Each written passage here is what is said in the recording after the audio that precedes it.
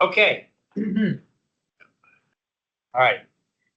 Welcome to the January 25th, 2025 Site Plan Review Committee subgroup meeting for the Clarendon Square project.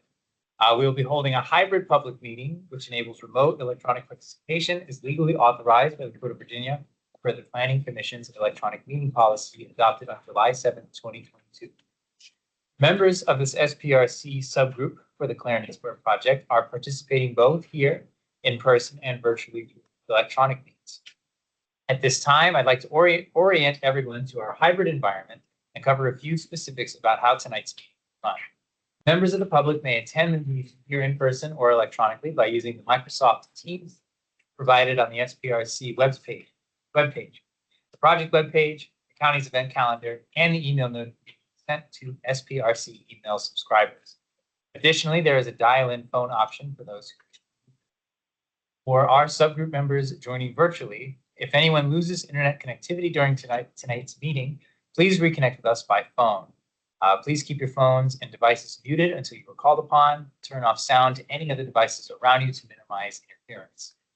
For our virtual attendees using Microsoft Teams, please turn off your video feed. I will address you when it is appropriate time to turn it on, when called on. The Microsoft Teams meeting chat is active to serve two purposes alone. For SPRC subgroup members who need technical assistance, and for members of the public to add their names to the list for public comment, which will be taken at the end of tonight. Teams chat should not be used for discussion. Those who are planning to provide public comment will still need to do so at the end of the meeting, as the chat will not serve as that opportunity. All public comments must be shared verbally for the record during the assigned public comment period. If subgroup members participating virtually wish to be recognized to speak on an item during the course of our meeting, please turn on your video feed and raise your virtual hand in Teams. I will monitor the video. Peter will monitor the video for feeds that are on as an indicator of who would like to speak. If subgroup members are participating via phone today without the video option, please announce your name and group you are representing now, and I and Peter will verbally check in to see if you wish to be recognized since we do not have the video feed option. For our members of the public who would like to provide feedback and comment, you will be called on to speak at the end of tonight's meeting. We'll be allotted 2 to 3 minutes to speak on tonight's agenda item.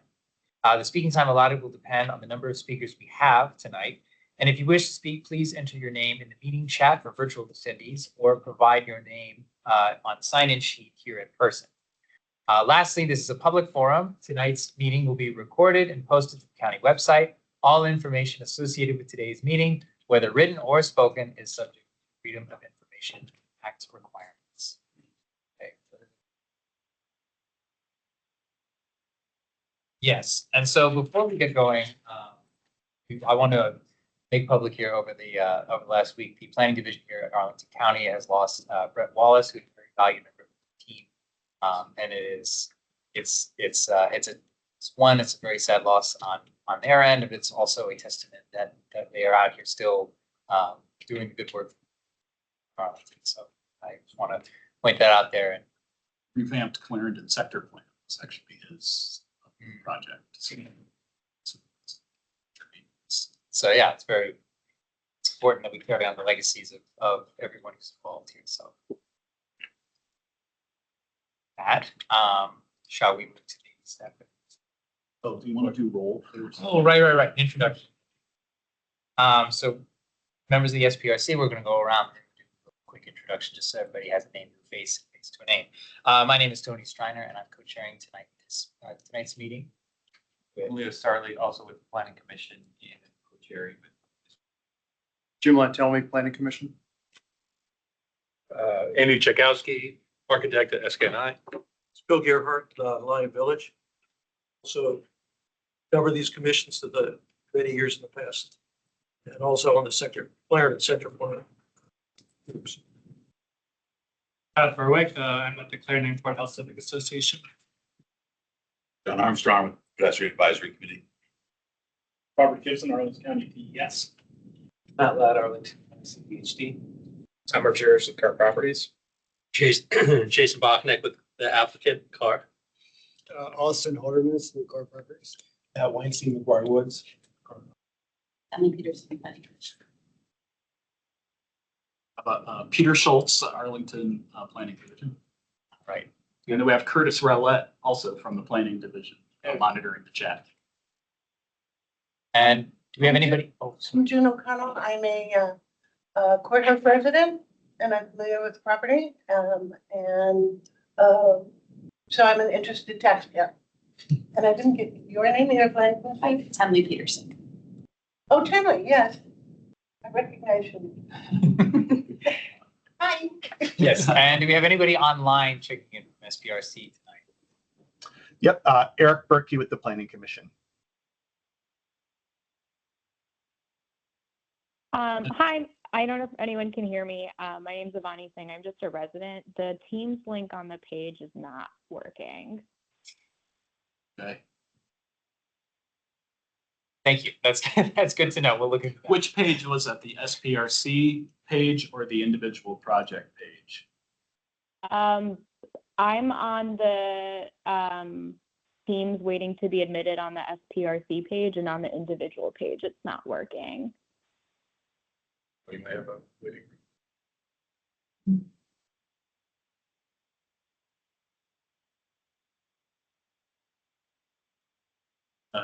Keep going.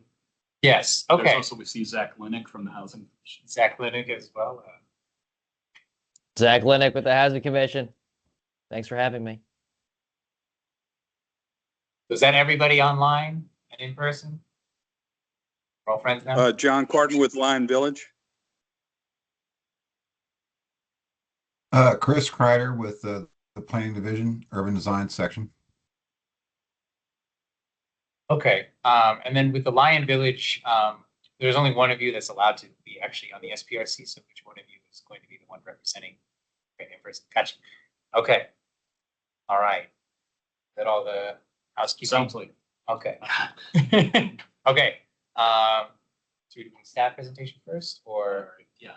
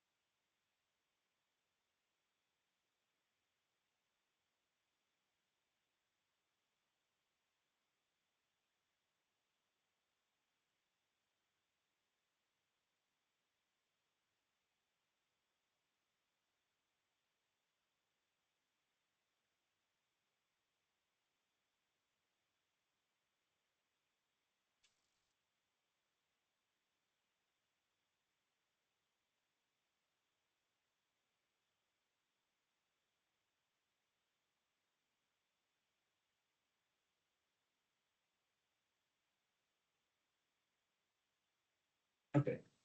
All right. Okay. So you should be able to see my presentation. This is a staff presentation. This is just tonight's agenda.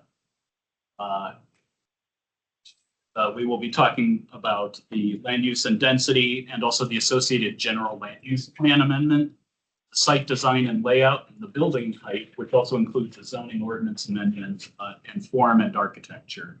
And then at the end of the meeting, we will have time for public comment. Just to remind everybody of the location, this is at 3033 Wilson Boulevard, just diagonal from the Clarendon Metro entrance. The existing use was a 7-story office building that was constructed by Wright in the mid-1980s. Site plan. Just to remind everybody of where we are, there's the 2 views of the existing office building. The proposed development, and the developer I will not read all this, we'll go into further detail about the proposed development, but it's a 8-story residential building with approximately 312 dwelling units. The parking garage underneath is actually going to be a reuse of the existing office building's parking garage. The developer will tell you a little more about that. That has driven some of design and placement decisions of the development, as well as 344 total parking spaces. And there are zoning modifications requested. The Clarendon sector plan has in the zoning ordinance, a lot of the Clarendon sector plan recommendations have been codified into zoning ordinance regulations. One of which is this site is designated as a principally for an office or commercial use.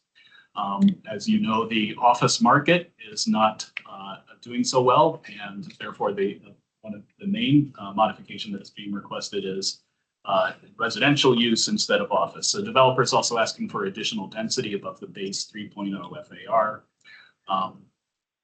Further things including modification from the step back requirements on Highland and Wilson Boulevard, and one fewer loading space, and some minor modifications to streetscape, which actually during so far our negotiations with the developer, some of the issues have been solved.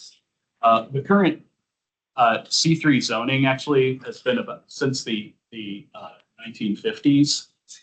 It actually covers most of the entire site. However, the GLUB designation is currently split. As you can see, the Clarendon sector plan, Clarendon Revitalization District is split by the black line there. The pink is the medium density mixed use development. The light yellow is the low density residential.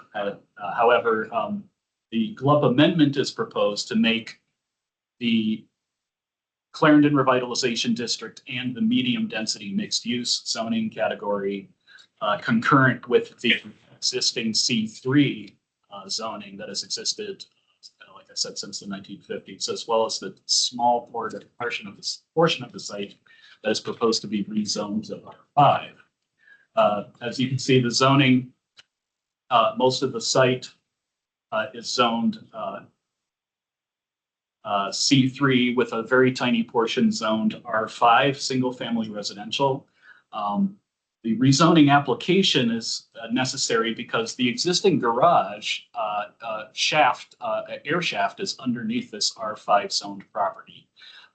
We're not exactly sure why that was allowed in an R5 zone, whether it was a mistake or the zoning administrator at the time considered that an acceptable encroachment. But it is purely a cleanup of the zoning in order to allow that garage shaft to remain. Today, we would not allow any sort of appurtenances to a high, C3 use intrude into an R5 residential use. Zoning ordinance amendment on this is site plans in the Clarendon Revitalization District. I'll have each block has a specific height required of it, and that's codified in the zoning ordinance and a map. This building is currently 75 feet in height. When the Clarendon sector plan 20 years ago was adopted, it wasn't anticipated that this site would redevelop. This site was not included in the update of the Clarendon sector plan. That was a bunch of Western properties that had pending applications. So this site was remained at 75 feet as a maximum height. And you can see that large V is a required 10-foot step back above the second level. Developer is asking for either a modification of the zoning ordinance to remove that step back or to remove that setback from the map, as well as amend the permitted height to 85 feet. That's the main height of the building, exclusive of penthouses. And in actual fact, the developer will point out the total height of the proposed new building is slightly less than the total height, including the penthouse of the existing building, since the existing building has an approximately 20-foot penthouse on top of it, and the penthouses in this proposed development will be much lower. The elevators, for instance, don't need such a large override as they did in the 1980s, and utilities can be more discreet these days. So the policy guidance we're using for this site is the Clarendon sector plan, many of which are codified in the zoning ordinance, such as the maximum building height, streetscape width, and some urban design features, including even the distance between doors on streets is codified into the zoning ordinance. I would like to point out, since the online engagement was done, one of the major change that has been done here is that there is an addition of a protected bike lane on Wilson Boulevard. This was a longstanding county priority to have a protected bike lane the length of Wilson Boulevard. In order to do that, the building face on Wilson, the first 2 stories were actually set back in order to achieve a cross section of 43.5 feet. What the developer has done is actually able to achieve a 20-foot total streetscape width in front of the retail space, 17 feet elsewhere. A 15-foot pinch point where an existing building column is located. And again, the developer is basing everything on the ground up from this building, reusing the existing garage and the columns that are in that garage. However, at all times on the frontage, a Wilson Boulevard frontage of this site, an 8-foot clear pedestrian path and a 6-foot planting width strip is maintained at all times. The only variations are in the shy zone, and the maximum shy zone, as the developer will show you, is in front of the retail space where there might be outdoor cafe use, which is a shy zone is intended for, as well as door swings and things like that. The variation in the shy zone does go further east along Wilson Boulevard in front of the lobby. For the land use, this site actually recommends a minimum 60% commercial use. However, the board did adopt last November the commercial market resiliency policy, which, while this is not an exact reuse of the entirety of the existing building, it is a reuse of the existing parking garage and the foundations of the building. And we, as staff, is supportive of the proposed modification, seeing the office space market is extremely slow at this time, and the need for additional housing this close to Metro. This 3.0 FAR is the maximum FAR. However, it does say for this site, the county board can consider additional density for community benefits. Community benefits are under discussion at this time. We do prioritize based on what the sector plan is and from the input of SPRC and other voices. So we will be able to talk more about what sort of community benefits might be offered to earn that additional density at the second meeting in February. So the developer is proposing a total 4.9 FAR of residential use with ground floor. And the sector plan requires retail frontages on Wilson Boulevard to wrap around to Highland Street, notably not on Garfield Street. Build to lines, not as scientific as build to lines are in Columbia Pike District, but the developer is meeting the build to lines as set in the sector plan here. Parking and loading, it's meant to be off the main Highland Street or Garfield Street towards the back of the property. And the developer is asking for a modification of this due to placement of columns. And also the location of the retail, the most logical location for loading is about 80 feet, I believe, off of Wilson Boulevard. It's kind of deceptive from this plan. There is more, because of the way the curb comes out in the public plaza, more space out on Wilson Boulevard frontage. Whereas the parking and loading, the loading is here, the parking is exactly where the sector plan recommends it, towards the back of the property. I should mention that right now the building does come within 23 or 24 feet of the building face and the rear property line with an R5 single family zoning district. The developer does have a buffer proposed in this area. However, it does also include above grade transformers, which they will explain how that is the case, of bioretention planter and some landscape planting and the garage exhaust that I had mentioned before.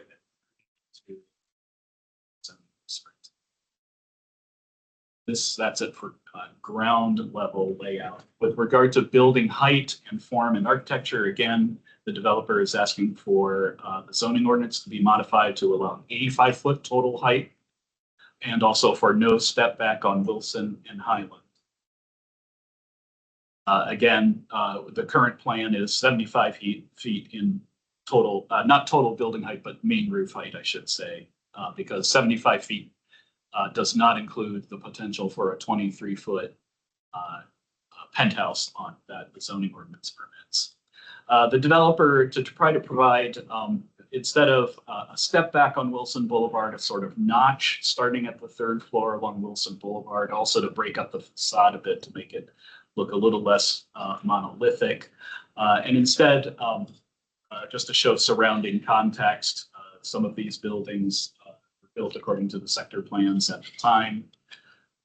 These are the immediate site plan buildings surrounding the site, the Hartford office building at the top, and part of, I believe, the Clarendon Center to the south. But on 3 street sides of the building, there are overhangs. So instead of step backs on Highland and Wilson, there are overhangs that vary from about 3 to 4.7 feet. They're deepest at the retail space, but they are placed over the shy zone only, not at any point over the clear pedestrian sidewalk, and is far enough away from street trees. But however, this is the opposite of what the sector plan recommends, which is a step back above Wilson and Highland. One thing that we're careful to note is the relationship to the adjacent R5 zone. R5 does allow a wide variety of uses other than single family detached, but it is a single family detached zoning district duplex. Some of the uses behind this property include a single family detached house, as well as a doctor's office and a religious facility. But we encourage the developer to be sensitive to the transition between the building, which is an 8-story building, and to the R5 zone to the past. The sector plan has guidance. However, in this case, not codified in the zoning ordinance, but the sector plan has guidance about how properties that are redeveloped should interact with far less dense, intense zones behind them. Right now, the developer does have a step back at the 7th floor of a few feet. And they create sort of a gap at the 6th floor facing the rear of the property where they have a pool and amenity deck. So it does create, whereas the building is kind of hidden by the house here. The building is solid up to the 5th floor, and then at the 6th floor, the amenity deck is open to the sky. So that is the current proposal site. And as you see here, also there are balconies in the rear that intrude a few feet into the setback area. We have encouraged to work with the developer to also work with us to buffer the site too. So right now, public process and schedule, we had the online engagement in December. We had 120 comments, which we think were, as far as we can tell, unique comments from the online engagement. Today is the first live SPRC meeting. The next live hybrid SPRC meeting is 2025, not 2015, as I've written there. And the target is we are tentatively April commission meetings at the county board. That, of course, depends on responsive the applicant is to both staffing and SPRC concerns. So that is it for the staff presentation.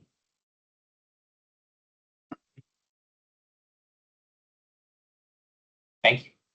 Now we'll turn it over to the developer. All the wonderful tactile materials we get to look at. Sure.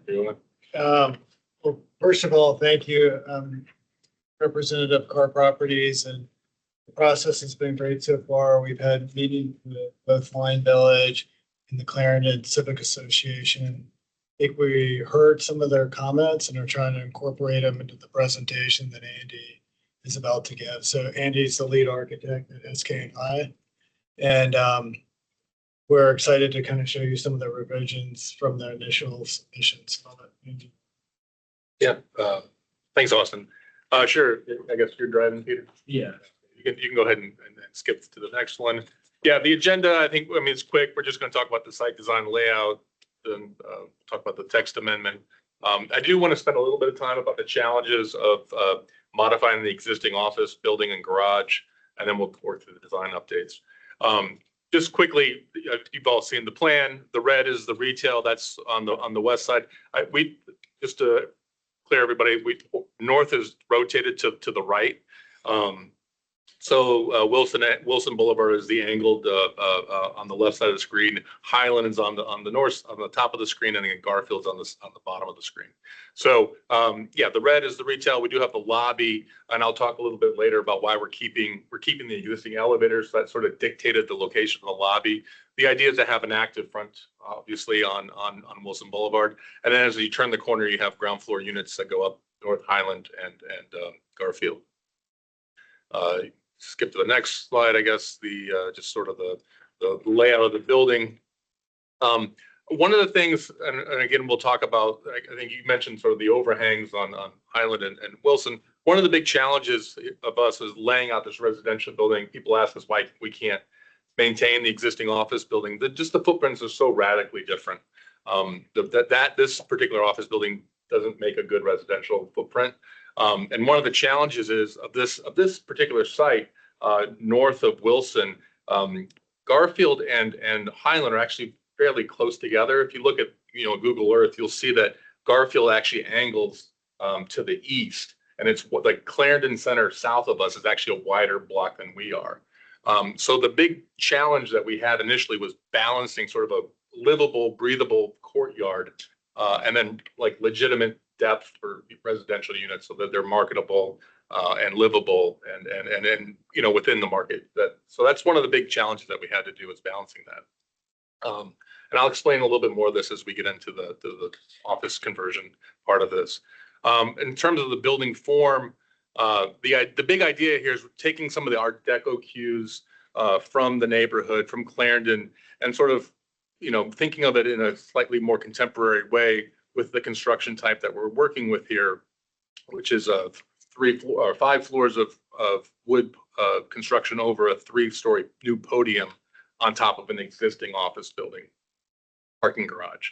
The big idea is to have this sort of continuous, curvilinear on the corners, a wall that folds and wraps itself around, but then also create moments within that wall, particularly on the corner. If you go to the next slide, and then having a break as we go north to transition to be able to step down into the neighborhood. And one of the big ideas that we had when we first started working with staff was the notion of having a very kind of elegant corner piece. So when you arrive from the metro and you come up the escalators, you arrive. This is sort of if you know the plaza, the metro access is sort of angled in the square, and it sort of forces you in this direction. So this is a view kind of coming out of the metro, looking at this corner. So the idea, again, those sort of curved forms, but then arranging the windows in a more contemporary manner, having nice large windows for the units, organizing them in sort of this 2-2-2 pattern, and then starting to add some embellishments in terms of brick detailing, et cetera. I think that's sort of in one of the next slides. Oh, this slide is a view looking west down Wilson Boulevard. So the idea is to really have an active storefront zone. From Wilson, it reads as a 7-story building. So we have a double height retail space. We have a double height lobby amenity space on the right on Garfield, and then it transitions to retail as you walk to the west on Boulevard. And again, that notch, I'll explain that notch. It's doing kind of 2 things. That's the building actually gets a little thick there, so we're able to carve in, but we have to be very mindful of a lot of existing columns that we need to maintain. And so that notch is sort of coming in where it's allowed, but it also allows that corner to be that slender volume facing the metro. And then some of the contemporary ideas that we've been talking about is introducing some brick detailing into the wall, into adding texture, shadows, et cetera, to this wall. And these are some of the precedents that the car is drawn to, and we discuss. And here's some on the next slide. Yeah, thanks, Peter. Some of the examples of we sort of have 2 different detail versions or 2 different details that we're working with. One on the corner is actually an amplified detail, has a wider, it's sort of a more complex detail that we're using to wrap and surround the windows. And then it transitions to like a singular sort of zipper on the side of the window as it transitions back towards the neighborhood. And then the material palette here, which we brought sort of the sample here, the main body of the brick will be the sort of this off-white gray blend with some dark flashes in it. The base of the building is a dark iron spot brick. And then we're looking at metal panel in fiber cement that's darker, some charcoal colors with copper flashes. And then there's some dark cast stone pieces and dark windows. One of the big themes in the county is biophilia. We actually spent a lot of time looking at ways to add biophilia to the building proper, to the walls. And what we discovered is that there are fairly good, as the market for this sort of stuff has grown, companies have come in and have really filled that void. And so there's some really good companies that can do both green roof and green wall. And what we've discovered is that it's best when it's like easily accessible, sort of with a ladder. You don't have to hire or rent bigger equipment to come, because you need to maintain this stuff over time, right? So what we've done is we've created this over the retail. We've created a continuous canopy that mimics the curvature of the building. So we're able to, add enough depth to that for planting, let the canopies be then vegetated. This stuff actually grows pretty quickly, and you can get it looking rather mature kind of out of the gate. And then as it runs down Wilson Boulevard, it transitions to a couple wall panels that one specifically along the street is the sort of we'll talk about this in a minute, but it's a transition between the retail and the residential lobby. So that's a moment for wall vegetation. And as it turns the corner on Garfield, again, sort of bookending the lobby, you have two vegetated walls. It'll be easily maintained. So the next thing, the building height, I guess, Matt. Yeah, so I'll just kick it off. Peter did a really good job teeing this up for us. So just to give you an overview what we're asking for here, we're asking for additional height to 85 feet, 75 feet shown on the heights map in the zoning ordinance map 1 of section 9.2.5 of the zoning ordinance. And we are also asking to remove the 10-foot step back along Wilson and Highland, which is also shown in the same map. And the reason why we're asking this in the form of a text amendment is because most of the Clarendon sector plan has been incorporated into the zoning ordinance, and many of the requirements can be modified by the county board. The number of loading docks, the streetscape dimensions, the number, the widths of the loading bays, all that stuff. But two things that cannot be changed by the county, modified by the county board are the maximum heights and the step backs. So that requires actually amending the map in the zoning ordinance. And we have justifications for this. And I'll hand it over to Andy and go. Yeah, sure. So I guess we've kind of talked about the building height is asking for 10 feet. Which slide? Yeah. Maybe the building height one. You want to go to the building height one? Yeah. All right.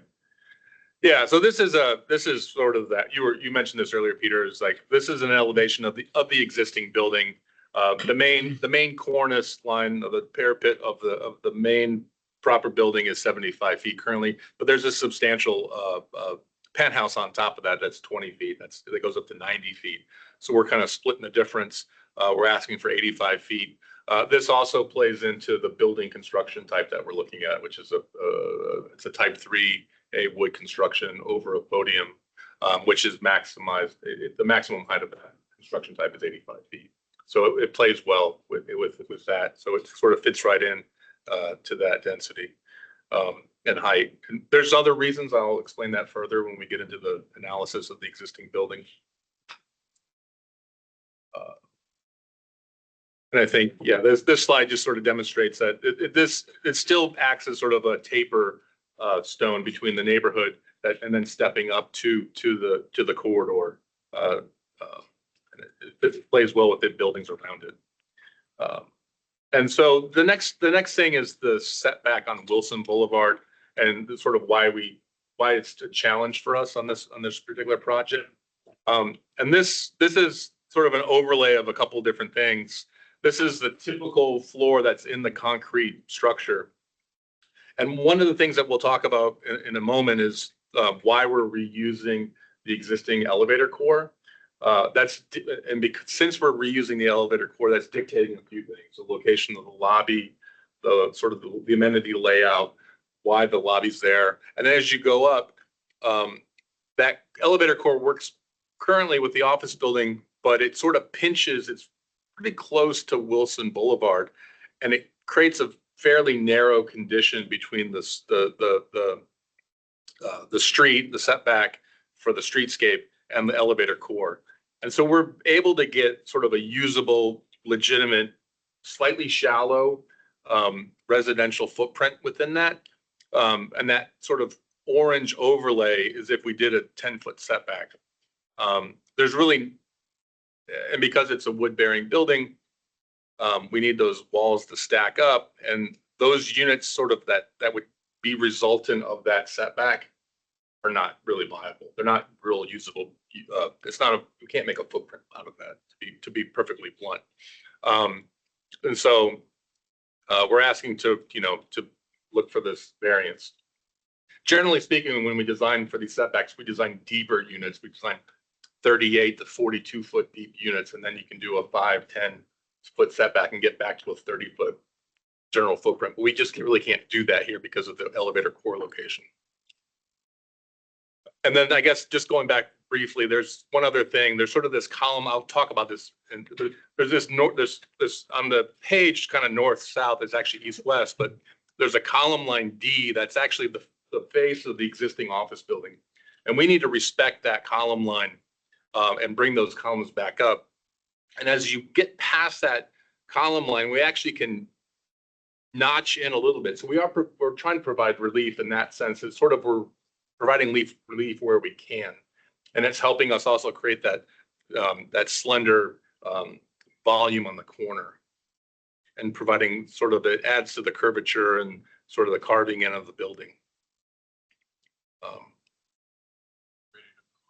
Yeah, you can go to the next one. So now I'll get into the kind of the storytelling of the existing office building. This is, everyone's familiar with the building. It's a very, this is L-shaped office building. It has some angled features on the corner of Wilson and Garfield. If you go to the next one, this actually, if you can zoom back out, you can kind of see the whole lay of the land here. There's a handful of things that we need to really respect in terms of what's existing. So on Highland, on the top of the page, there's a long yellow strip. That's actually the garage intake for the garage intake air shaft for the garage. All the fresh air comes in. It's in the ground. It's in the concrete. You walk over it every day if you walk up and down that street. So we need to maintain that. On the bottom of the page is the big yellow rectangle. That's the exhaust shaft. That's in the ground that we talked about earlier. So that's existing. It's in that what's currently in our zone that we need to do the zoning modification for. We need to keep that. So that this, and then I'll just mention that this garage is actually in very good shape. It's well maintained, et cetera. So it's a very viable reuse garage. And the size of it too. So, I mean. Yeah, the size is. People, like the size of the office building is about 170,000 square feet, and the size of the garage is 160. So as Andy kind of laid out earlier, it's hard to maintain. It's virtually impossible to convert this to residential. We're saving essentially half the project. Half the project, yeah. And just a couple quick things on North Highland, that big blue rectangle, that's actually a subterranean stormwater management vault. And there's currently that little red dot to the right is actually the existing transformer. And that'll go to the next slide, which actually is what Austin was just saying. This is an overlay of the existing garage footprint, 3 stories below grade, with the red is the outline of the office on top of it. So you can see the relationship of how it's one of these, half of the building is actually underground because it's a pretty substantial garage. And it goes out to the property lines. It's almost touching the tree pits on Wilson. There's a little bit of dimension between the tree pits. And that comes into play when we start talking about the bike lane. And then you can see, and one of the reasonings for the transformers above grade is that there's really no place for subterranean vaults on this property. So we're asking for relief to put them above grade because we can't push them down because there's no room, because it's actually the ramp circulation on the north end of the building. So if you go to the next slide, this is a little thing that is actually a big thing, but this is the foundation, the structural drawings from 1985 for this project. And there's basically two types of foundation systems to this building. So what's underneath the office proper is what's called a mat slab. That's 7'9" thick concrete, 3 stories down. And we don't want to touch that. It's substantial, it's huge, it's in the ground. That's why we want to keep those elevator pits, because we can't really cut out and build new pits in that footprint. So we would need to reuse those. And then the little red dots all over, the little red squares are spread footings. And those spread footings are underneath the current plaza on Wilson, and also under the surface parking, which is sort of the north, third of the site is surface parking. And that's another reason why this sort of the podium building makes sense, because the bearing capacity can sort of hold that type of intensity of weight above it. And then the next slide is, and this is complicated. There's a lot of details. I'm trying to kind of show a whole bunch of different things going on here. But I mentioned that column line D, which is the sort of that face of the office building, and why that face is kind of dictating a couple moves that we have to deal with. So 2 things. That's the face of the building. It runs sort of east-west. And when it comes down and sort of meets that point near the lobby entrance at the corner, one of the primary corners, that's actually the closest point towards Wilson Boulevard. There's a little detail on the bottom left. Underneath that column, and underneath that entire column line is a 4-foot thick beam. So if you go down in the garage today, and you walk under there, you can see this huge beam that's running sort of east-west, and we really need to keep that beam. And so that's sort of dictating some columns. And one of the things we've done a couple of these now.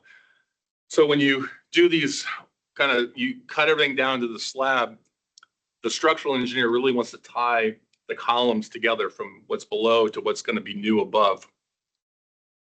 And so that column is sort of in the middle of the shy zone as we speak. So that's going to come into play. And I think we've handled that and negotiated that with the county fairly well. And a couple other things that are on that drawing we can come back to later if it's an issue is the sort of location of the loading dock. There's sort of offset columns every 10 feet on that facade. So it's really hard to slip in loading docks between, you're kind of running into columns every 10 feet. So we're straddling that column line D where we can have one dock on one side and one dock on the other, and we can get the proper depth that's required. In the air shaft too, right? Yeah, and then the air shaft is another layer to the loading dock that needs to be clear and free. There are a couple solid pavers over there, and we can move those around within that air shaft. And the idea is to move them all towards the loading dock, because the IBC, the mechanical code, says you have to have the fresh air to the garage has to be no less than 10 feet away from the loading dock area. So there's a lot of little things at play that are sort of driving the design. So if you go to the next slide, I'll talk about the design updates really quickly. The biggest one is the tapering. We've worked through this sort of, we shared this with the neighborhood, with Lions Village. We came in with a sort of the textbook Arlington zoning ordinance section 3.2. Can't read all the numbers, but the idea is that there's sort of you come 8 feet off when you're adjacent to an R zone. You come 8 feet off the property line, you go up 10 feet, and then you do sort of a 1 to 5. It says 2 to 10 in the thing, but it's a 1 to 5 angle, and that's sort of the one red line that's more vertical, I guess. And then we've been working with Chris Kreider and Peter, and they shared a sort of precedence from the county on different tapering, and we studied these. It had about maybe 5, 6 different tapers And we studied the different angles, and they varied from like 80 to about 55, somewhere in there. And we thought, well, 60 is sort of a average. It sort of averaged out to about 62 degrees. So we thought, well, let's see if we can do in 60 feet. And there's a couple of things that we're trying to do here. Is we're trying to, maintain the building footprint that we have below, and then provide, on those upper floors where we taper, to provide reasonably nice units up there. And so what we've been studying, I guess if you go to the next slide, is if we push the building back, if we push those upper floors back 10 foot 6 from the floor below, we can achieve that 60-degree taper. And also provide, we're actually losing a unit sort of behind. If you see at the top, you can see like that's actually I can interrupt for a second, if you don't mind. Speed it up just a little bit. Okay. Yeah, thank you. Anyway, it's balancing exit stairs that need to be where they need to be with a unit that you might want to rent. Okay. And so that's what point out that this property is not identified for a specific taper in its map in the sector plan. So while we're working through this, it's not one of the properties in town that's identified for a specific. All right, and then it comes to the fun piece that we talked about with DES, and when we came in, I talked about that column that's sticking in the shy zone. So what we thought we could do was provide a continuous street wall that's 18 feet, kept the existing curb, et cetera, et cetera. We challenged us. We heard a lot of feedback from the counties or from the neighborhoods. Can you do better than that? And so, the standard is 20. So we worked with DES, and then you wanted the protected bike lane. So we're providing that. So we actually moving the curb. So this is a new curb. We're pushing the curb a couple of feet towards the building. So we're losing depth, but then we were able to lose some of the retail space.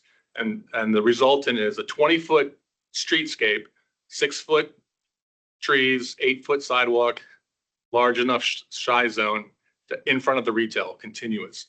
And then as you go east or page down on Wilson, you get to that column that's currently there that we need to maintain, waterproof, all those things. It pinches it back to 15 feet for about 10 to 12 feet. And then so we transition to a 15-foot setback, but you're still keeping your 8-foot clear sidewalk, your 6-foot tree zone.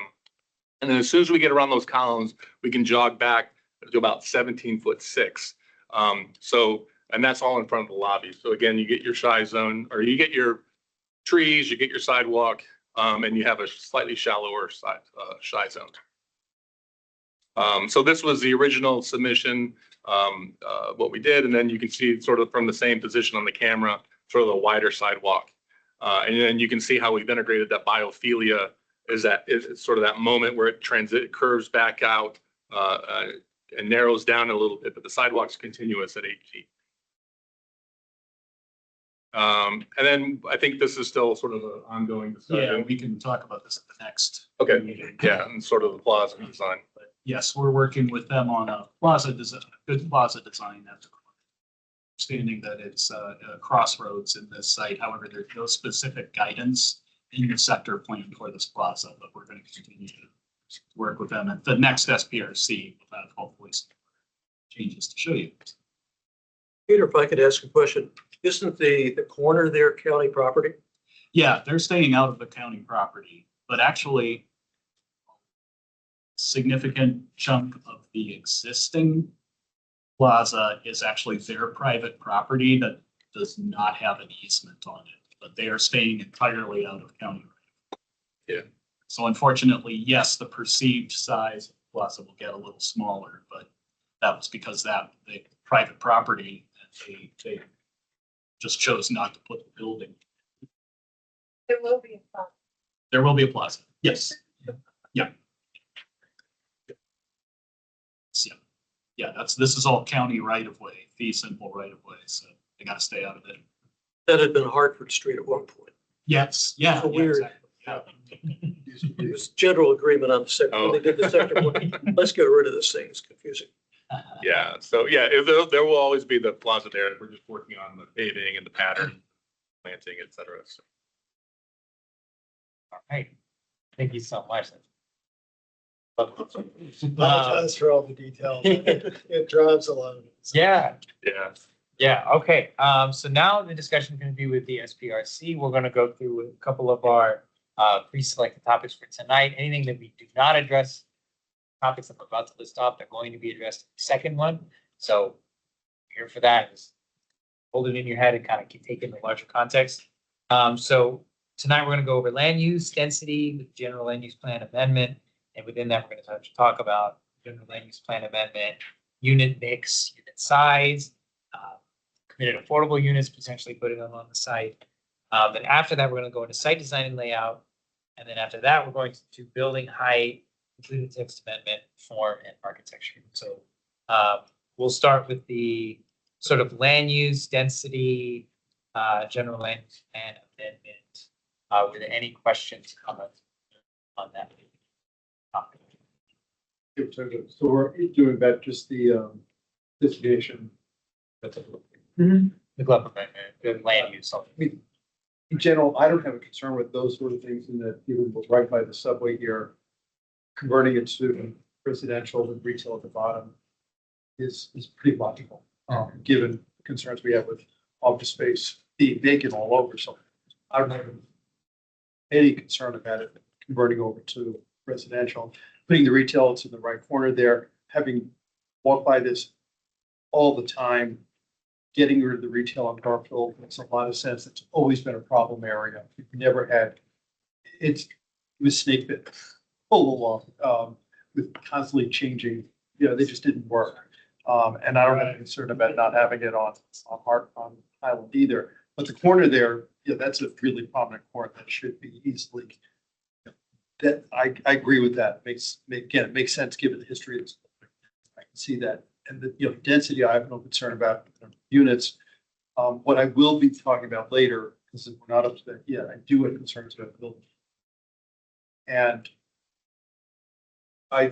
extending this into the current sector plan, I think it doesn't really fit the spirit of the sector plan, even though this was left out of it for logical reason. It's a new building. I'll get to that when we get to that, but the basic switching it over to residential, up for that. Adding it to the sector plan, up for that. The R5 issue, I have no concern about that. It's what Peter mentioned. It's probably an error back then. It's a cleanup. I don't care. So then we'll get to architecture. A lot to say. Oh, not architecture. I mean building form. I have a lot to say. Perfect. Before we move on, would you like to introduce yourself? Steve Zockwell, representing the Forestry Natural Resources Committee. Missed a couple wonderful presentations. So, anyways, does anyone have any other questions regarding the sort of glove amendment? Are there any issues that anyone has here? Yeah, go ahead. Look, number one, the height seems to be at 75 feet, seems to be there required by the sector plan. And one of the problems with you start deviating, this becomes a precedent for other sites where you then want to, well, they got it here, we should get it. There's also, I noticed in the sector plan, seems to be a 1 to 3 slope line where you've got, this is on page 58 of the sector. This is where you're adjacent to our R5 property, our property. So shouldn't there be a taper on the back of the building consistent with that? I mean, they've shown something that's sort of like this, but shouldn't it be like that? And I assume that taper would tie in with the boundary of the R5 property. It's really a question, but going through the sector plan.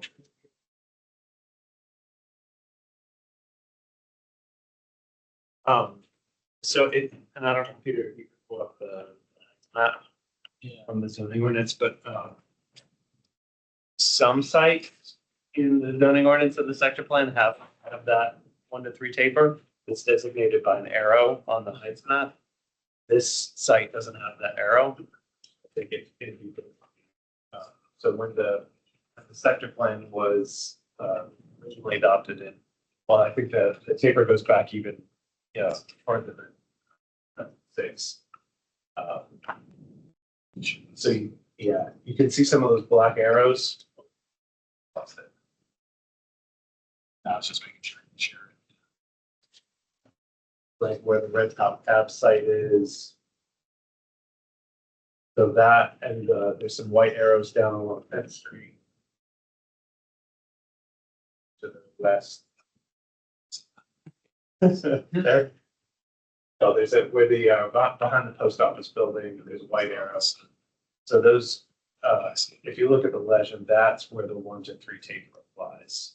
So just notate this site here, there's no required taper. I mean, it's good practice to have a taper back there, good urban design, but there isn't a specific ordinance requirement. Yeah, but that's because it was never put in part of the sector plan. If it was part of the sector plan, it probably would have been there, because if you go up and down Wilson Boulevard on this side, everything is low.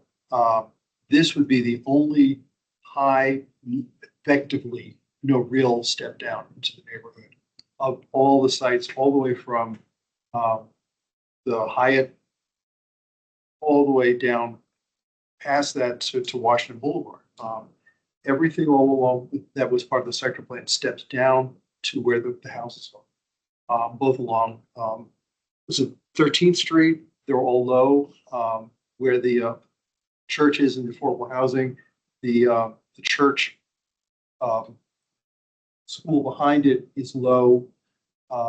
There's now totally protected on the street between Garfield and Fillmore.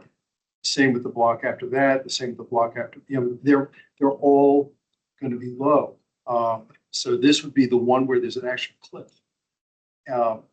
So if it was part of the sector plan, it would have required a low step down into. That was just an unfortunate. It was because no one thought this was going to redevelop. And right now, because the building, the way it's built, it in fact does step down because that's that wide parking lot between it and that's the buffer. And it's redesigned. You're losing that buffer. You're exactly Right. losing that. I mean, the height is something I'm willing, everybody knows height doesn't really bother me. I'd be willing to go to height above what we're now requiring on Wilson if we could do a true step down in the back up against the R5. That'd be the quid pro quo for going up in Wilson more than what is now required done on the sector. And I think that would be more acceptable to the neighbors because, again, in terms of going from Wilson, especially those other blocks to the west, you're going from Wilson to 13th Street. You've got 110 on Wilson as the maximum, that 55 feet when you get back to 13th Street. Yeah, so there's definitely concern from the community on the taper down. I guess any comment? Once you cross 13th Street, it's all R zoned, R5, R6. Right. So we'll let the developer answer and then any last questions. I have a clarification question. Yeah. So I mean, just to clarify, this property is in the sector shown on the maps. Sector plan, the glove, it isn't. Well, under the glove, but it's shown on all the sector plan maps. And then I think It's in the sector plan, but it's partially out of the Clarendon Revitalization District. Yeah. It's created to implement the sector plan. So there's a bit of a disconnect. Right. Yeah. Yeah, and then the church project, with the step backs on that's identified by the red asterisk on the map, which I think means it was negotiated for the site plan, wasn't it? Red asterisk, that's right, I'm sorry. The red asterisk next to the building, like the church on Hartford, that means the step backs were negotiated during the site plan. From that time, Matt, can you answer that? Right, well, I think there's also, Peter, if you could go to the legends on this map, you can see some of the numbers are in black and some of the numbers are in white. And the white generally represents, approved buildings that are not intended to change, and the black, and I say the black background with the white text, generally are sites that were intended to redevelop. This was a site that was intended to redevelop at 75 feet, as shown here. It's just that at the time, the implementation tools, the GLUP line and the Clarendon Revitalization Plan line were very general because it's the general land use plan and they just kind of parallel Wilson Green all strict property lines. I'm gonna ask real quick, are there any more, and Berkey, I see you. Are there any more comments related to density question, just the general sort of glove?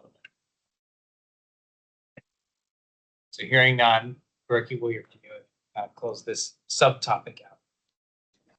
Yes, sure. I'll make this brief. I'd just like to align myself, I think, at least partially with Commissioner Lantelmi's comments. I think, you know, maybe I'm coming at it from a slightly different perspective. I think the tough thing is when we have things like height here that that can't be changed in the site plan and it goes beyond the sector plan. I totally appreciate the incongruence perspective that folks are sharing.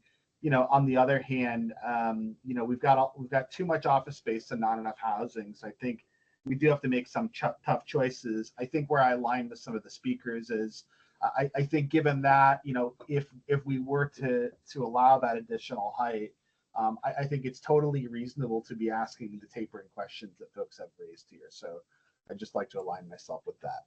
Thanks. Okay, so then we'll pivot to unit mix and unit size. Questions, comments, concerns on that front. I noticed there were a couple 2-bedroom dens, larger units. Yeah, so I guess my question kind of relates to the size of the unit and the fact that there isn't a step back, which is called for in the plan. You know, is there options to do like some micro apartments, like maybe not a full 10-foot step back, but it's like some sort of compromise. So there is a step back, but then you have some micro apartments that maybe then are even more attainable than what some of the larger size units that are going for. Yeah, I mean, I think unfortunately in that, and we're talking about Wilson Boulevard specifically. Yeah, well, it looked like you couldn't do the step back on Wilson Boulevard because there wasn't enough space for the. I mean, there are a lot of smaller units that are in the courtyards that are not this. Typically, we like to design to a 30-foot depth. We were down to like less than 28 feet there, so there are narrower units on the courtyard side. But following up, could like these, this big. Yeah, that's the orange one. Combined, instead of having 4, have 2 that are narrower but longer. But wider. Or, yeah, I mean, they're squished that way, but they go further that way. So you have, this is one unit, this is one unit, whether you have 1, 2, 3, 4, without having to have that. Then you have the step back. You lose a couple of units to get that. Yeah, per floor. I think the stacking of the unit, having all of those units right there, just the economics. They're not viable market units. Yeah, I'd be a little surprised. I think people would rent them as anything if they're across the street. So yeah, in particular, like at a lower price point. Right. I mean, you'll have essentially like a bathroom with maybe like 6 to 7 feet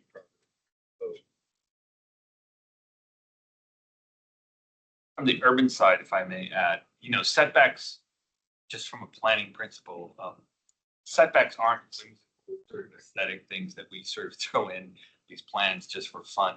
They do serve a function in the urban context of wind mitigation, light penetration, you know, sight lines and all this other stuff. So it's not completely sort of, you know, a pointless conversation. I think there is something to be said about seriously thinking about step backs on the facades, particularly along what could potentially become tunnels, right?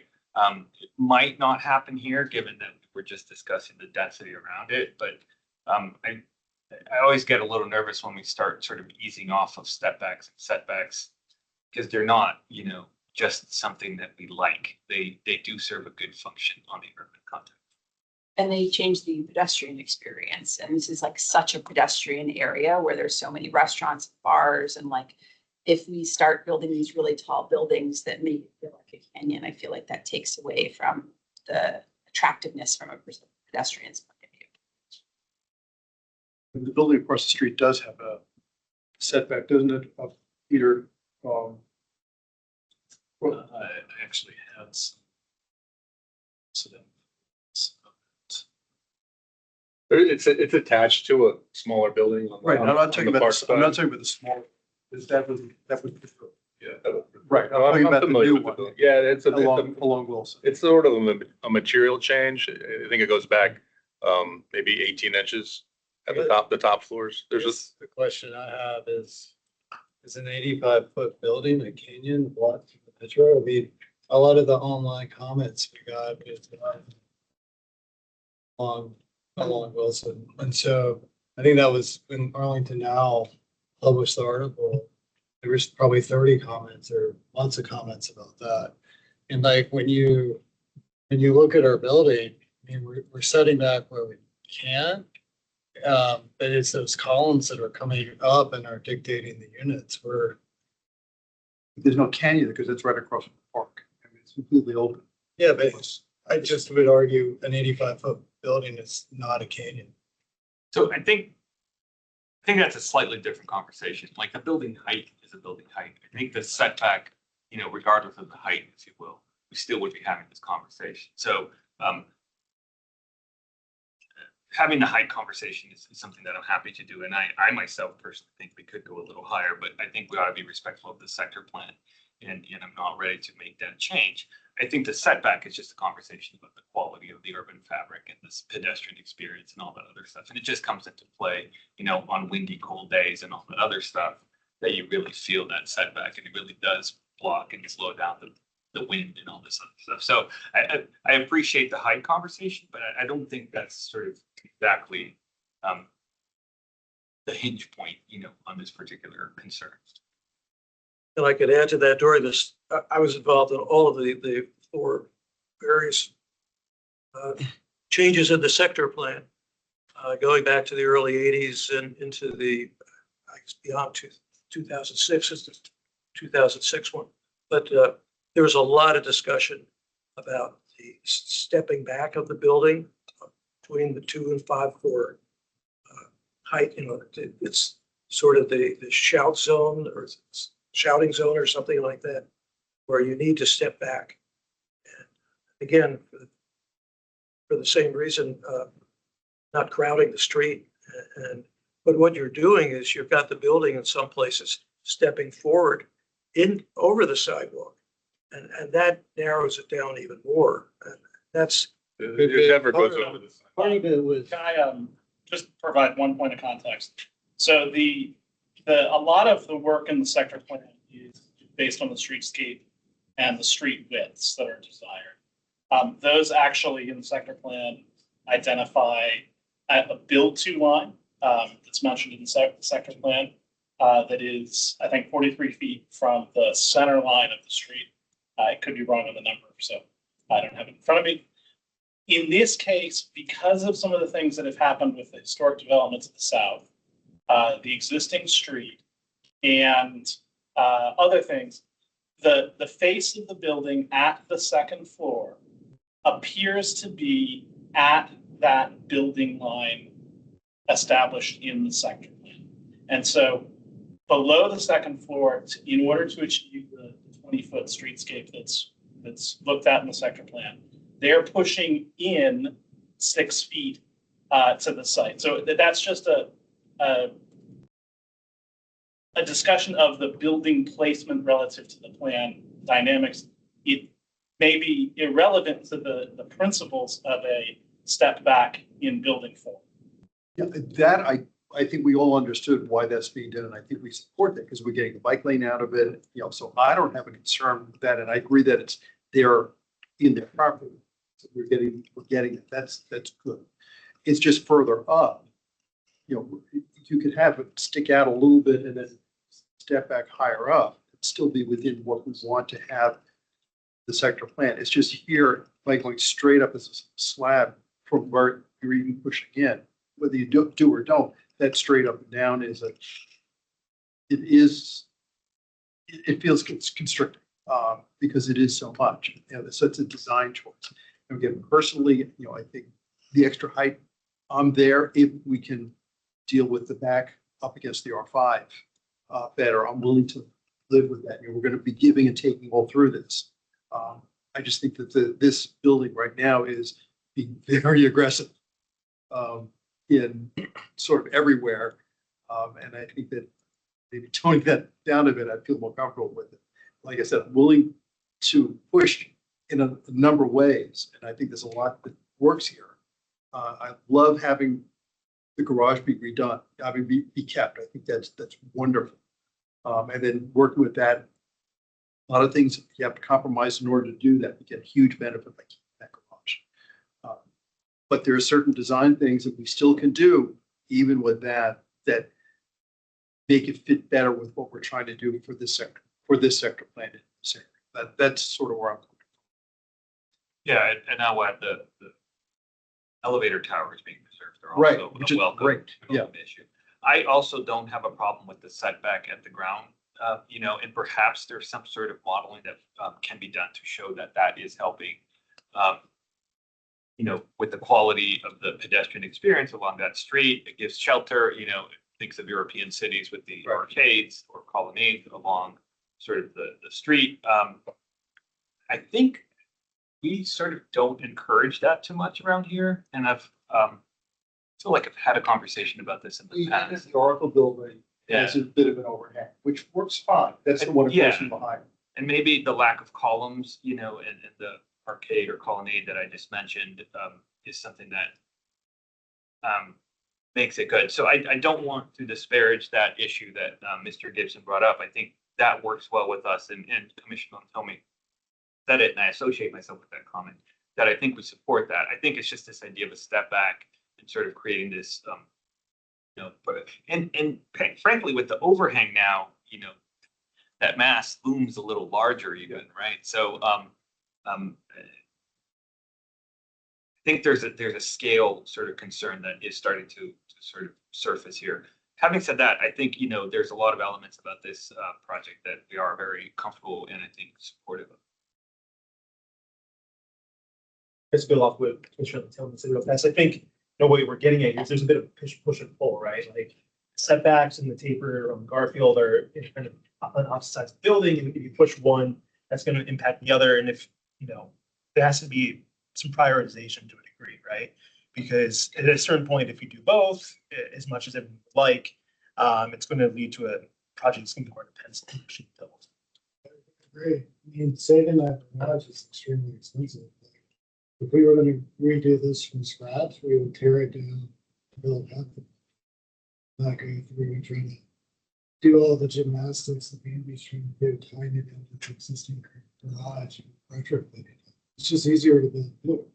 Right. And so Even with the garage, I mean, that we're usually told that's the most expensive thing to build in a lot of these projects, and then the adaptive lighting for the garage saves a lot of money. Is what we've been doing. No, we wish it, like the issue is the garage is oversized. We're saving 160,000 square foot garage, and if we were going to build new, we'd build 80,000 square foot garage. And the issue, like a lot of the units are compromised because of how the columns come up on those first 3 floors.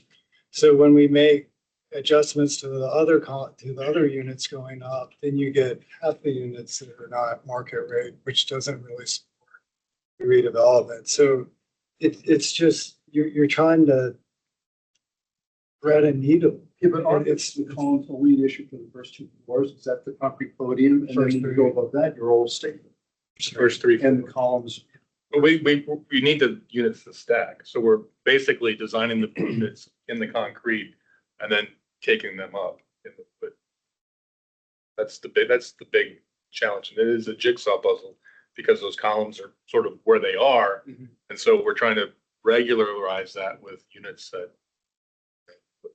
we spent a lot of time trying to resolve the concrete units so that the wood can stack on top. Can I ask a quick question? Absolutely, yeah. So just for point of clarification, why are you saving? Am I hearing that the number, you're saving the garage because it's so big, and so that's dictating now all these the actual building and its form. Yeah, I mean, the face of the building is going on the edge. Essentially to save parking spots, is that? They're saving 160,000 square foot building underground. I don't know, but so to save, but no one's gonna live in that. No, but it's built, it's there. I know, but you were saying that it's gonna be cheaper to tear it down. I think it's the carbon footprint. It's the carbon footprint, so that's what sort of. It's the right thing to do. I mean, like, it's. You would save a lot of construction. It would save excavation, it would save a lot of, would save. So you're not impacting the neighborhood as industrial construction. And I think the big issue is the carbon footprint. Like, why go pour 100 or 90,000 square feet of cubic yards of concrete when you don't need to? Yeah. No, I didn't hear that right away. So, No, I think you might be comparing it. If you were building it from new, you would have to build, you wouldn't build this large of a garage if it was a brand new Yeah. building, but it's there. I'm sure if the intent was to save a whole bunch of parking versus what was the priority carbon footprint of parking? I think that's a fair Drainage. phrase, though. It's like if we're gonna do all these proportionist, things to make this fit for just the parking. Yeah, absolutely. Yeah, so when we were discussing this on the Clarendon Courthouse Civic Association, I just want to reiterate, we definitely do support keeping the garage there. I think what you guys just said is right. I think we should be flexible-ish with them for saving this parking garage. I think it's the right thing to do for the climate. I think, like you said, it'll get more residents to our county quicker, more units. So I think that's all great.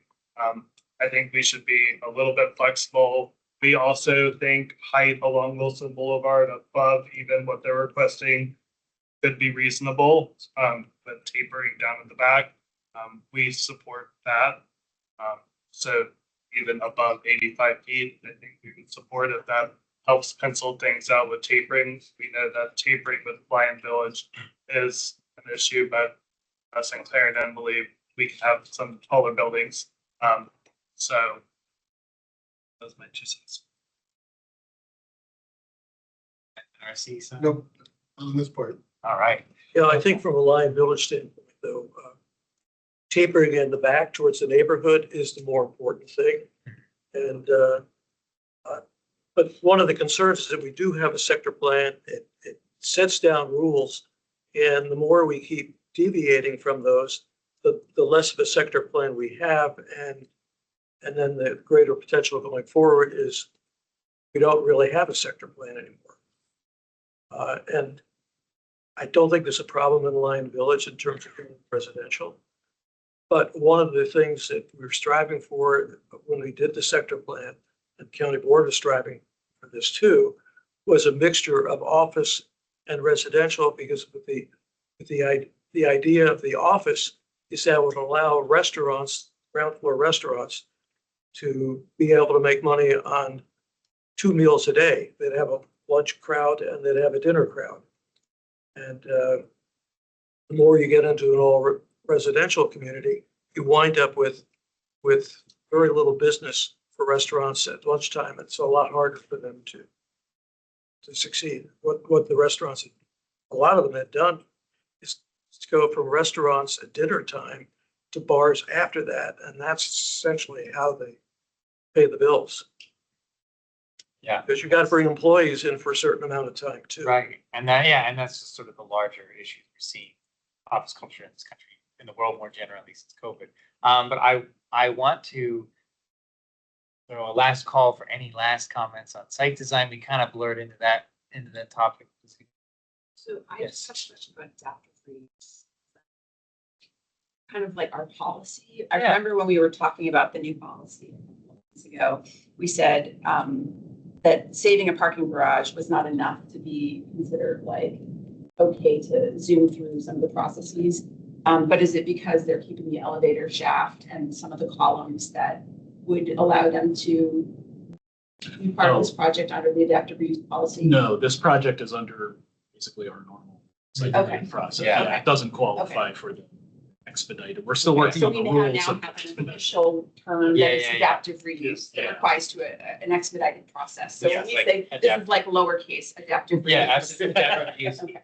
Yeah. Okay. I would say that the broader policy did identify this sort of project, whether Yes. it's as a public priority, which has connotations for community benefits and other things, but it was identified as a public priority.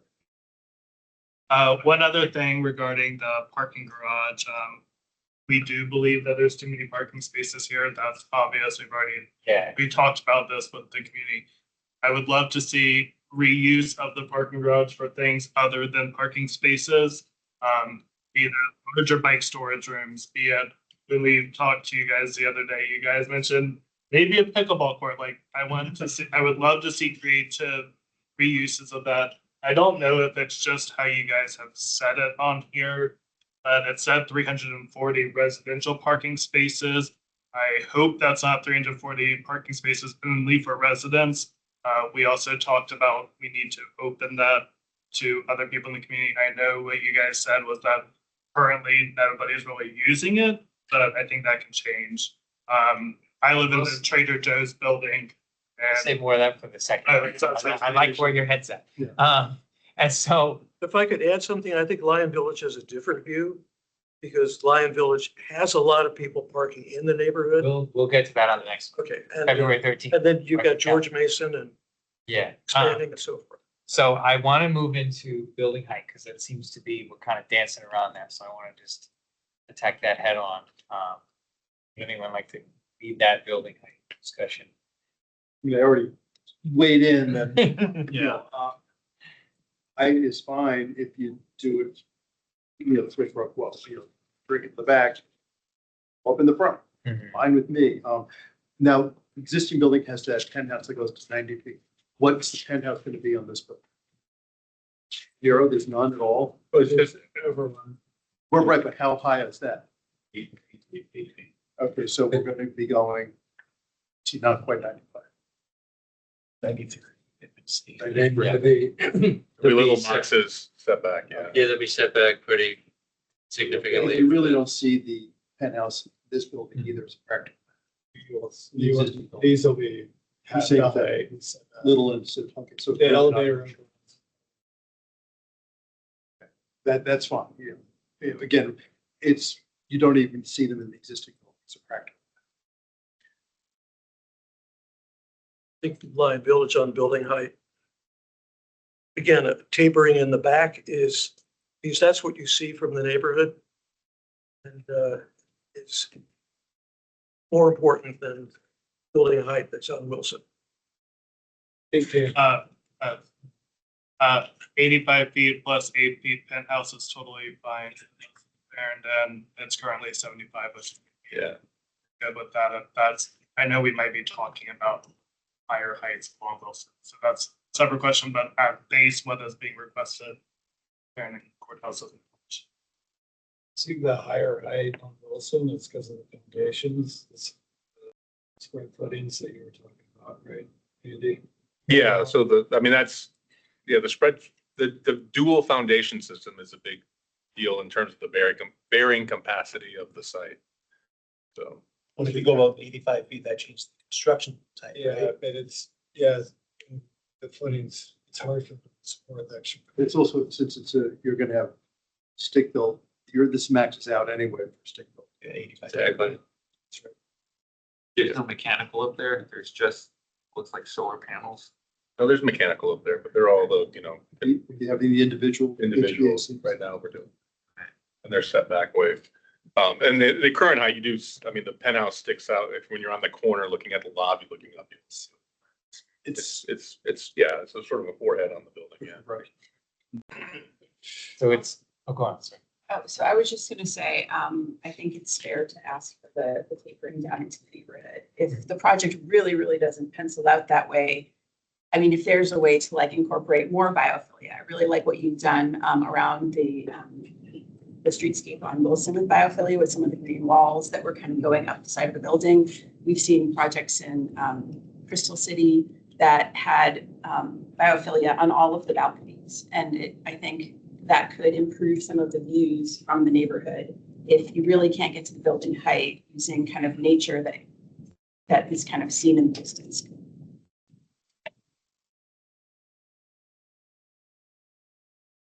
Trade-offs, yeah, or concessions on that end. Any other comments on height? So with the, I think it was just said, there would not really, it would change the entire kind of design or what you guys would plan to use as a construction type if you were going more than 85 feet in the front, because you couldn't do it. Yeah, it's just the foundations. We'd have to go to concrete all 8 floors. And then the foundations would support. Yeah, we'd have to do more, yeah. I mean, I don't know. I mean, I'm not a structural engineer, but there would have to be ways to strengthen the foundation. You've been told that you can do 7 feet with stick built. So if the first 3 stories, or sorry, 7 stories with stick built, if the first 3 stories are concrete, then could you, I'm not suggesting that I want you to go to 10, but theoretically from a. In wood construction, you can't go to 10, but you could, so. No, if you had podium of 3 concrete. We do have 4, and I'm sorry, 4 concrete. Then you could do the extra, 5 more. Yeah, I mean, technically, I could build a 7-story building, 7, and then do 1 floor of concrete or 1 floor of wood. But that's all. I know it's silly, but if you wanted to get more height, I mean, put a 95 feet if you added an extra concrete. Not to go down this rabbit hole, No, but I think there's a fire truck ladder issue also. The wood stick. Okay. The wood cannot be at 86 feet. Okay, got it. That's fine. Yeah, I'll Shari are back up. Got it. So there's a combination of like physical limitations of the material, not just design choice that's limiting us in the front to that 85 foot number. Okay. So I thought that was going to take longer. I just have a comment on land use going way back. I'm curious from economic development, and I think we've talked about this in the past, and there doesn't seem to be some sort of answer for this. But is there a sweet spot between retail, office, and like particularly some of these and residential, and particularly some of these commercial? The viability of these ground floor commercial units. And what's the balance that we need for daytime activity versus, weekend activity? And this is sort of economic development sort of speculation, but I'm wondering if you guys on the development community have done any thinking on that. Well, does work change that? You have more people at home all day, right? And they just want to get out of their apartment. I think the project that we're about to start in Alexandria, a working component, and I think we would like a little co-working lounge that you could go work with. I think anything office right now is almost impossible to get at. It's within the real estate world right now. It's in complete tailspin. But I think if doing co-working so that people in this building can kind of work. And I think that's when Andy held out the first floor plane and goes back into the courtyard, that's kind of the area we think we would incorporate. Right. So I'm like thinking of like DC and the Golden Triangle and areas like that are like, there's tumbleweeds blowing after 7 p.m. And then there, and everything closes at 4:30 because no one's around, right? So with this shift post-COVID, right, are people going out for lunch at the cafe store downstairs and living upstairs? Are we having that sort of market? Are you seeing that now? Activities, right? Yeah, like the project in Alexandria, a third of the occupants work from home. Right, that's good. Which is also harder to do in smaller units because everybody did the micro units, and then there's a big percentage of the so it's working from home now, and it's harder to do since units. They're starting to get bigger again. So you think your 2 with Den would be the Den with section? Correct. But let's also acknowledge our current level and maybe reducing the amount of work. Right. I was just going to add that. Well, that's what I'm wondering too. It's not stable. Right. Yes. And you can tell me if this is for next meeting. Two other concerns we had. So the loading dock, I know this is something that's brought up. It's been brought up. I know that's next meeting. That'd be more for next. I suppose so, but you could also say it's a site layout. Yeah. Oh, Because I'm wondering. why not? What the heck? That's good. Again, I don't know.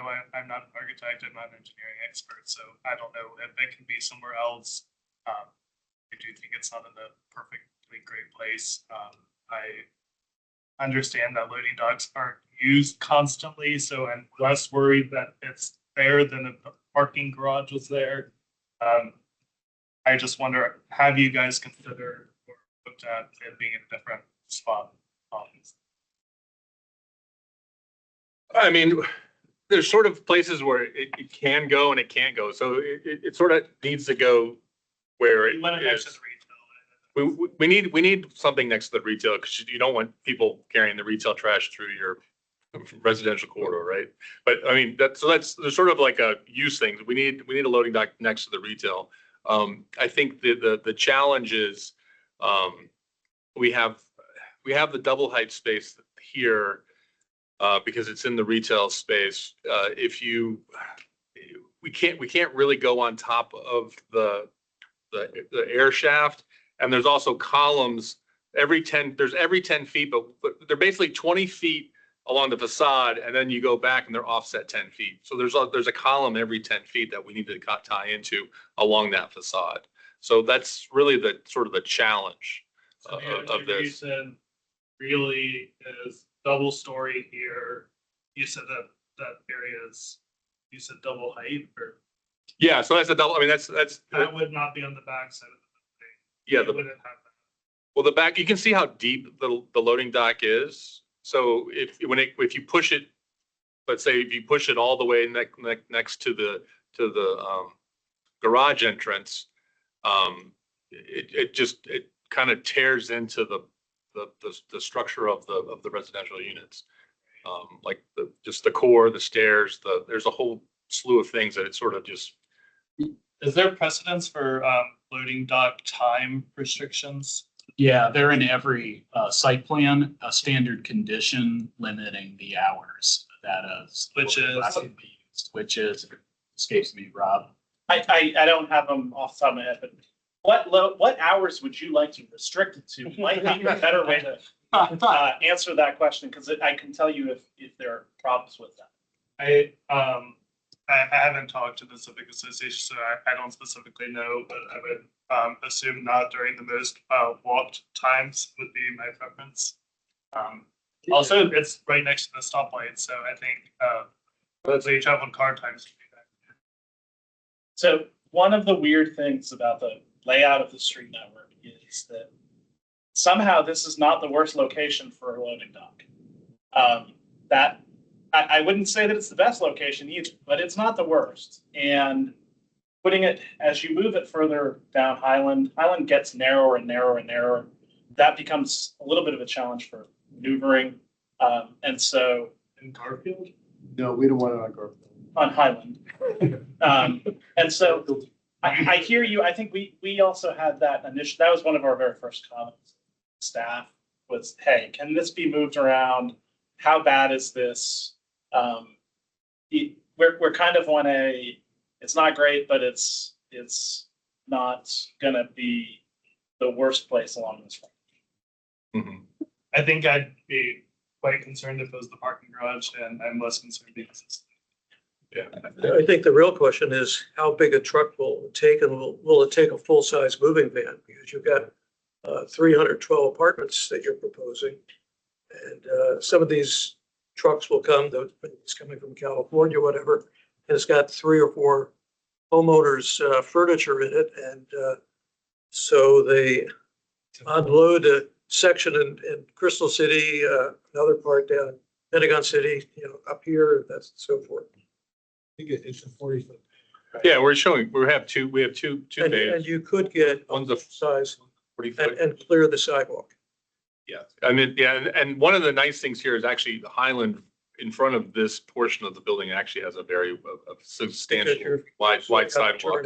We have a generous shy zone there. Although there's quite a bit of traffic that goes through there, especially on Island. Should be blocking. Some of the neighbors down the street wouldn't mind, but I mean, hopefully the truck he can maneuver quickly. Yeah, real quick, one of the issues there is out of your control. It's really on-site management. Like, or trucks just blocking the sidewalk, and you guys can't control that, obviously. I don't think many, I mean, we can accommodate the city, but like, I don't. I think that's the question that would arise. Yeah, but I don't think that's gonna be the norm. Are they looking, are you Are looking for an exception to the rule? So the site plan conditions always ask for a 40-foot bay. Yeah, the 40-foot depth is in the standard site plan condition. Yeah, so there has to be at least one loading dock that's 40 feet deep. Yeah, and that's what we're providing. And we'll bring more of a detailed discussion. Okay. Just one last thing, and I don't even need an answer. Yeah, quick. We keep saying that we would like to see 3 bedrooms. I know we say this all the time. Maybe, I know we're thinking about changing the unit layout if we are changing setbacks and stuff. Please consider it. Yes, I just had a question about the site layout and where like pickup drop off would be, which is kind of a transportation question, but also a site layout question. And I asked this because I'm sure we all know, like people tend to just stop in the middle of Wilson Boulevard and let their people out when it's an Uber, and it can be really disruptive to traffic. And I love to see the protected bike lane. That'll help with some of that issue. But is there a pickup drop off area? Well, let us focus on that in transportation, and we get that answered, and I'll give some time back to you. Okay. We requested it too. We have a whole bunch of units that are opening up onto Garfield and on Highwood. Is there a reason why they don't have doors going straight out to the street and everything goes to the corridors? Because we have a number of other developments in the neighborhood, both Courthouse and Lion Village, where we have those type of units that go right out to the sidewalk. You know, the latest that was built was at the corner of Washington Boulevard and Kirkwood Road, behind George Mason. Yeah, we originally had that, but Yeah, when we studied it, it creates some really awkward in the shy zone.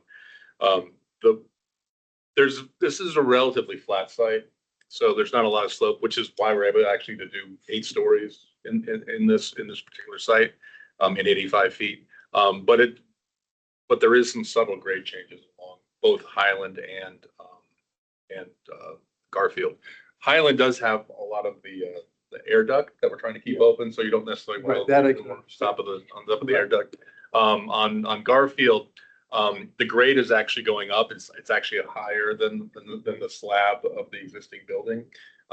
It looks flush now because when you roll into the surface parking lot, you're sort of at grade, but we're actually going to have to build that up so that all the first floor is on the same level. One of the reasons we have to fold up is that we need to keep a little bit of fold at our courtyard in the middle because we are going to landscape that and have stormwater management, et cetera, et cetera. Long story short, the grade is above, so you're going to create a bunch of sort of wells, and it's an awkward like 6 to 8 inches. So there would be depressed slabs, so you'd have to step down to go into the unit. And we didn't find that to be very comfortable from a landscape standpoint. All right, okay. We gotta wrap this up here. We got some public comment to do, and one quick little round robin on the community benefits. Early, not asking for any responses, just a quick little wish list. Like if we had community benefits put on the site, what would you want on there? Just the developers can hear it, the staff can hear it, so when they go into negotiations, you know, they have the feedback of the community. So I will use my time if that's okay to talk about architecture. Since that's that. Oh, so I just had a quick comment, and you've heard some of my comments before, so I won't take too long. It's just the entry. I'm a little, the building that's there now has a really obvious entry sort of design to it. And I like buildings that don't require signage for you to figure out where they are.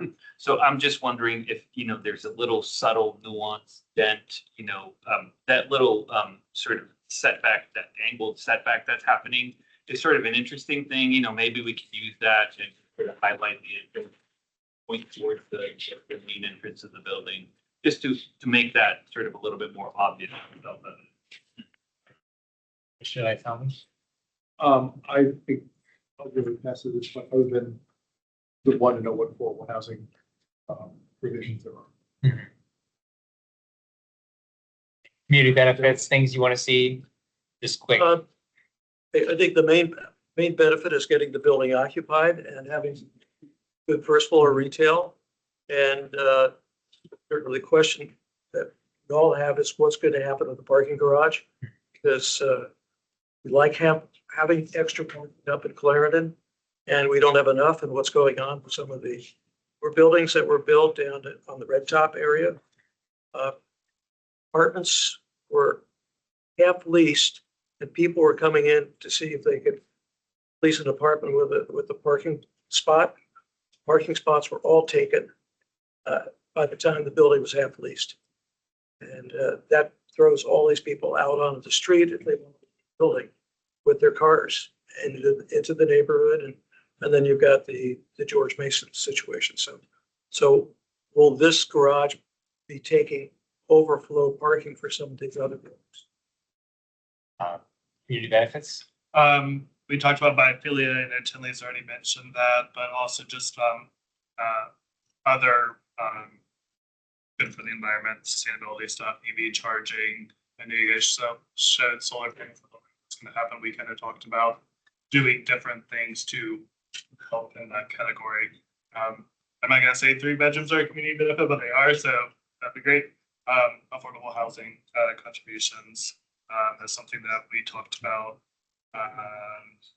And again, I think creative uses of the parking garage can be a community benefit to probably mostly your residents, but if it's some sort of recreational facilities that are extra than are normally in the building or would otherwise be provided, just things like that. Okay. Thank you. Community benefits. I'll pass. Okay, Commissioner Peterson.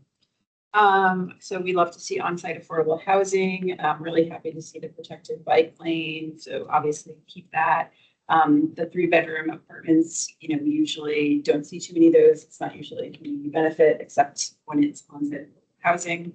Biophilia that I've already talked about. Chad mentioning EV charging, EV parking. I love that. Building electrification overall, not a community benefit, but talking about sustainability next meeting. I like the idea of pickleball courts or, creative uses for that garage spaces. In Crystal City, they were doing like bike races in some of the empty garages. So yeah, I mean, I think it's cool and creative and futuristic to think about how we can use that space. Right. Just to echo the comments about biophilia, I'd like to see more green on the exterior. And I think more affordable housing is all. Yeah, affordable housing, big pieces that I've keyed in on the site as well. So with that, we're going to turn to public comment. We have 2, is that right? Okay, both online, I'm assuming? Yes. Okay, each of you, you're going to have 2 minutes, and we'll get rolling. Share your screen. I'll keep it real brief. This is John Carton. Can you hear me okay? So I just want to put in a word too for the tapering back to the neighborhood. That's very important to us in the neighborhood. Also, sticking to the sector plan guidance is important. And I think we need to remember too that we're dramatically increasing the capacity of this building. So there should be some give there if that's what it takes to get the proper tapering. Thank you. Thank you. And who's next? Dr. Byrne, you're up next. Yes, hello. I have a yes. This will be an architecturally. Can you hear me? Yes. Yes. Okay. This will be an architecturally bland project that will add little to Clarendon's appearance and property values. The building's curves near Wilson Boulevard, Holland Street corner are the building's only notable architectural features. They reflect all Clarenden's architectural history. To improve this, curve all of the building's corners, not just one. Uh, Although the project will have green walls and some plantings on its ground level, it mostly lacks biophilia. You got to remember that. Look at the whole picture. The building needs a green roof and or rooftop solar panels and green internal open spaces. All sides of the building should have green walls, not just those along and near the Wilson Boulevard frontage. Native flowering vines should hang down from the roof, ledges, and balconies. They should also climb on trellises from the ground, from ledges. This is not, the developer said something that was not feasible or not good, but they are.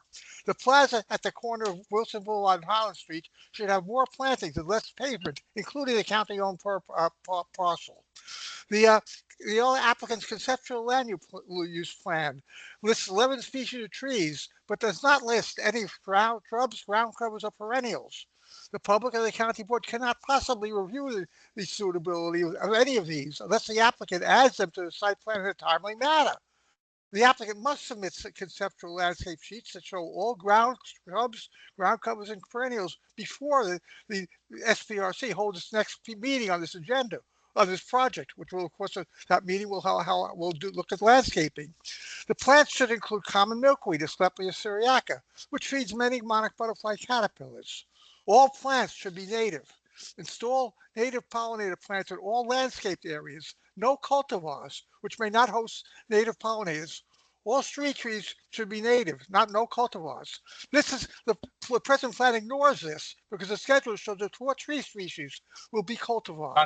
Replace each of these as natives and do a better job when you make these landscape plans. You're really not doing what the county says in all its plans.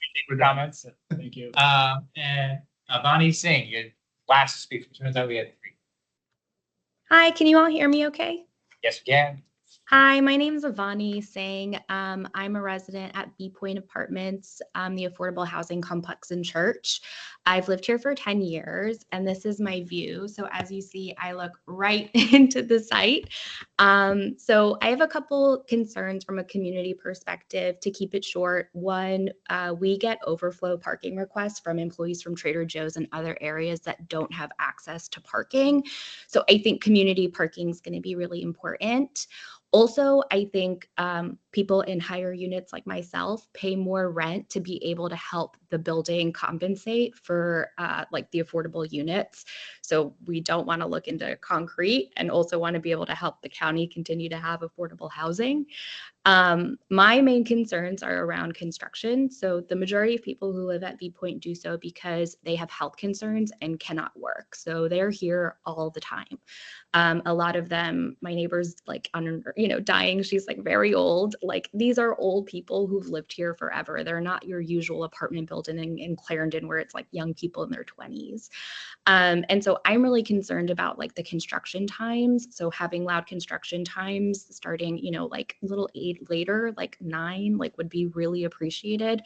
I myself have a work accommodation that allows me to work from home and start at 10 because I have health issues, like the number of people in our building, and I don't want to have to move. Like this is my home. I've lived here for 10 years. So that's really my big concern is like quality of life for people who live here. A number of our residents have like bipolar disorder, schizophrenia, lack of sleep is what sets off episodes. And like we've had police presence come here during those episodes. So that concerns me. Last is air quality. So as you know, we have a daycare. We have kids who walk around the block constantly all day. So they have those little things that the kids hold on to, like the chains, and they walk around. And they're cute, they're little, they're developing. And so like we want to make sure it's safe for them. They have pickup and drop off as well during the day. So like any construction, like we already have that street on Highland that's crowded with pickups and drop offs. So like any addition of like what is it called? A loading dock is going to make that really challenging. So we want to make sure it's going to be safe for the kids as well. We appreciate your comments. Thank you so much. Thank you. Thanks. All right. Actually, one thing I would mention just so that one standard requirement that if this ever does go to construction, of course, we are going to require that the applicant have a community liaison and community meetings in some circumstances with neighbors when they're at crucial points in construction, and then a point of contact for complaints and things like that. So just to let you know, that's part of our standard procedure. And construction. And construction times too, yes. All right. Well, that was everything. So I want to thank you all for taking the time out of your day and coming out here and discussing this wonderful development and our wonderful community. You could have, what do they say on the airlines? You could have chosen to fly with anyone tonight. We're happy you chose to come here. So thank you all. Just want to state for the next meeting is going to be February 13th, and we will see changes from the applicant. They'll show us changes. We'll be talking about transportation, sustainability, community benefits, and also traditionally, we also save that time. We talk about any sort of construction. And landscape, yes, I'm sorry, landscaping in the public plaza. Got a lot to cover next time. Thank you so much, and we'll see you back in February. Thank you.